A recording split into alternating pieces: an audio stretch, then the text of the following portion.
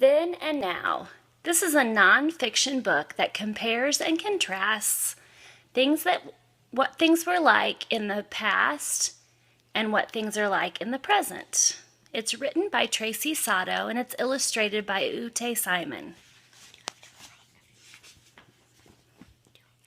Then, think about some of your favorite toys. Children in the past played with cars molded out of metal. They moved their cars by hand. Now children can play with remote control cars. Then, construction sets have been a favorite of children for many years. One set had small wooden logs that could be stacked to make cabins and buildings. Now, today, construction kits have pieces that fit together and wheels or gear that allow movement. Sometimes motors are included to make machines that can move on their own. Then, games like hopscotch have been popular for a long time. Children would toss small rocks on a grid drawn in chalk. Each player tried to hop in the squares without stumbling. Now, boys and girls today play on playgrounds, equipment with many different activity areas. Some structures even have climbing walls and zip lines. Then, what were schools like long ago? Children of all ages sat next to each other on benches. They practiced lessons by repeating words out loud. That could be noisy.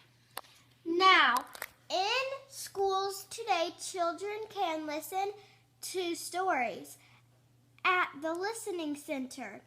They wear headphones so the noise doesn't bother anyone else. Other children can listen at the same time. Then, in the past, students exchanged letters with children at other schools. They were called pen pals. It was a fun way for children to learn about life in other places. Now, today, some classrooms have computers with webcams. These small cameras let children see each other on the computer monitor. As they talk into a microphone, they can see and talk to someone miles away. Then, long ago, children rode home from school in a buggy. A horse pulled the buggy along a bumpy road. Now, today, children get home from school in many different ways. Some ride the bus, some ride in cars, and others walk.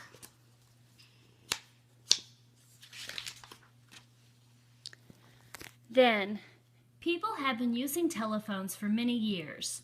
Early phones had no buttons or dials. An operator had to connect calls by plugging in different wires.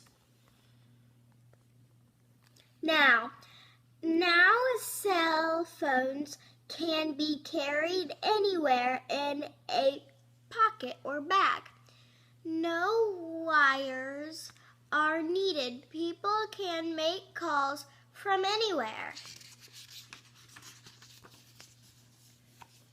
Then, home life was different in the past too. People once did their laundry by scrubbing wet clothes on washboards in a large tub. They would hang the clothes outside on clotheslines to dry. Now, washers and dryers make doing laundry easier for families today.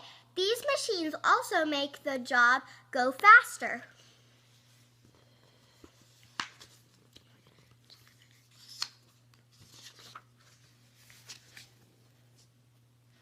Then, phonographs were a popular way to play music. A large vinyl disc called a record was played by setting a needle in its tiny grooves. Now, music players have been transformed since the photograph. Now you can use a computer to download songs to your personal music player. You can carry your favorite song with you. Then, newspapers have provided up-to-date information to people for many years. They may also tell about events and things to buy or sell, and include puzzles and comic strips. Now, while newspapers are still widely read, news can be accessed almost instantly from the internet. Using a computer, news can be posted on the internet minutes after it happens. Then, in many homes, families would gather around the radio in their living rooms after dinner. They would listen to adventure stories, funny skits, and mysteries. Now, families may still gather after dinner today, but now they watch television shows or movies. Then and now. As they did in the past, people today enjoy reading books. They can read books for fun and learn new things. Many things have changed, but some things will always stay the same.